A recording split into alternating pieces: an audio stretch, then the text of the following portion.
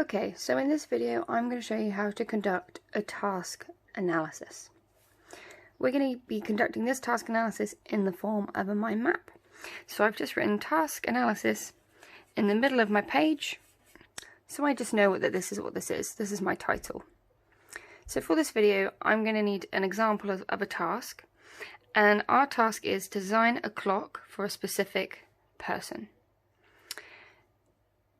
The term analysis means to look at something in a lot of detail. So around my bubble I'm going to be adding a lot of subheadings, but there's 4 subheadings that we always start with, and those are function, aesthetics, client, and material. So let's start with function.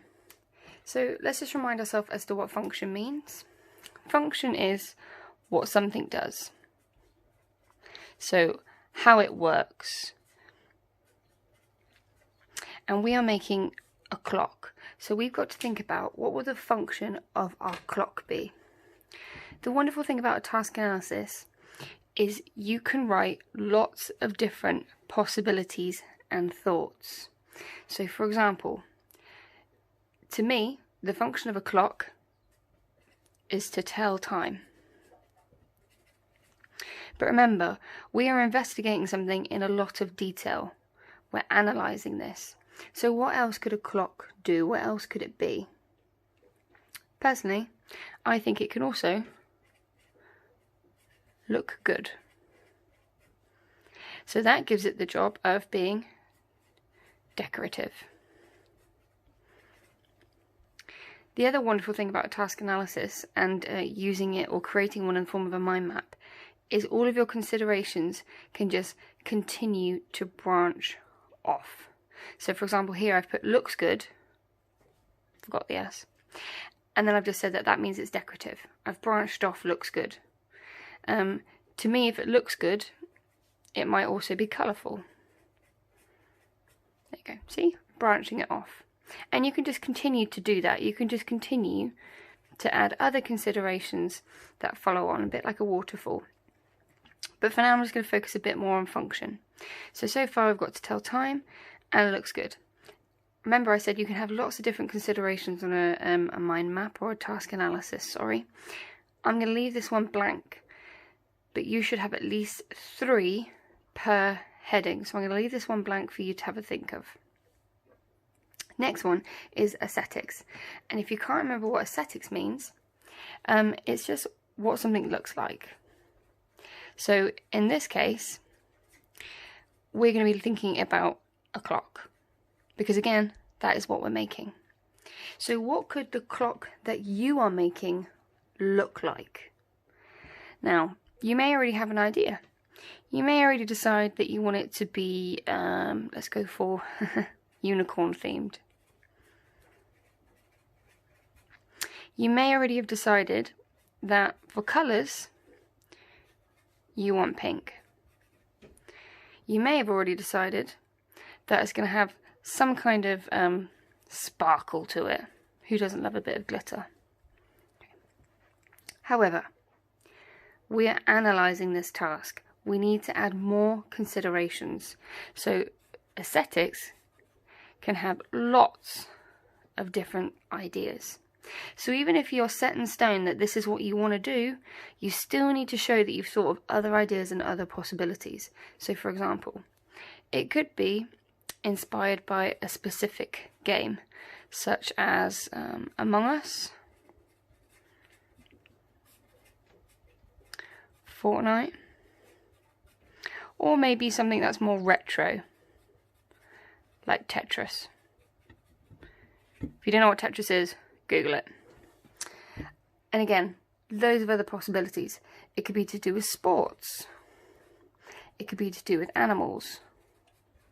And then from here, you can branch out and add specific sports or specific animals that you might want to include in your design. But I'm going to leave that for something for you to do. The next one In our task, it says to design a clock for a specific person. A specific person is also known as our client. So again, lots of possibilities that can be added here. Even if you already know who you want to make this clock for, it's important to show that you've thought of other clients, of other people. The other thing we need to think about is, if you decided that your client is going to be you want to make or design this clock for yourself, that is fine. But what you're not going to do, you're not just going to put me. If I write down me, if someone else comes to look at this, someone who I've never met, they won't know who me is.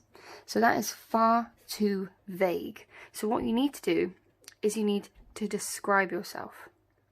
So for example, if I'm making it for me, I am an adult. Whoops. I am also a teacher. So there you go. That is my client, an adult who's also a teacher. Let me give out some more examples. Maybe I want to make it for my friend. She is a vet nurse. She is also an adult. I've got that there though. I'm thinking more of a career here. I don't need to keep saying how old they are. However, I might want to make it for my niece, who is a young child. There you go. She is also a primary school student. So I'm just going to put primary student. Now, if she's a primary student, she might not know how to tell the time yet. That might be something I could add to my function. To tell time, but also to learn time. So that can be an additional function there. See? So that's why we can always use a mind map when conducting a task analysis, because it can help inspire other ideas and other possibilities for other branches. So again, I could add lots more there if I really wanted to, but for this video I'm going to stop there, and the final thing I'm going to come on is material. So for material, we should always think about the materials that we have to hand, the things that we could use to design or make our product. I'm not going to write down any examples here, because that is something I think that you can do at home without much guidance. So this is how to complete a task analysis. Don't forget, always branch out on your considerations, and don't just write down one thing. You need at least 3 things per heading to show that you've really given it a lot of thought.